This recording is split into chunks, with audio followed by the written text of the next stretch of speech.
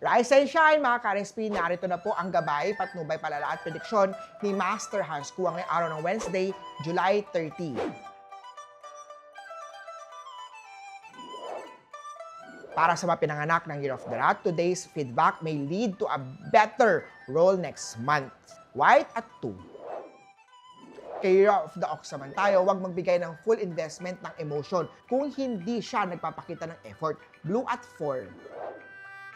Sa Year of the Tiger naman, kumuha ng basic life insurance or emergency coverage para makatulong sa pamilya in case na may mangyari.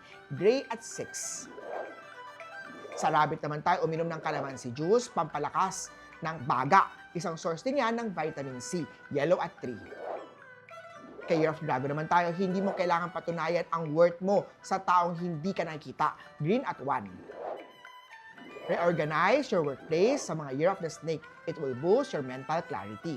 Gold at 5. Sa mga pinanganak ng Year of the Horse naman, kumain ng saging at iba pang prutas at plain rice. Pampakalma at light lang ang mga ito sa tiyan.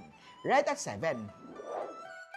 Goat naman tayo, isang wise investment at airtight food container o shelf bins para sa taong nagtatabi ng mga leftover mo. 8 at pink. Sa Year of the Monkey naman tayo, huwag sayangin ang creative surge. Document your idea sa isang journal. Purple at 9. Kay Rooster naman tayo, do not oversleep. Mas masarap ang tulog kapag balanse ito. Silver at 6. Sa mga Year of the Dog naman, a kind gesture today will open an opportunity next week. Green at 1. Kay Year of the Pig naman tayo, mag-invest sa portable hard drives or cloud backups for photos at work files. Green at 4.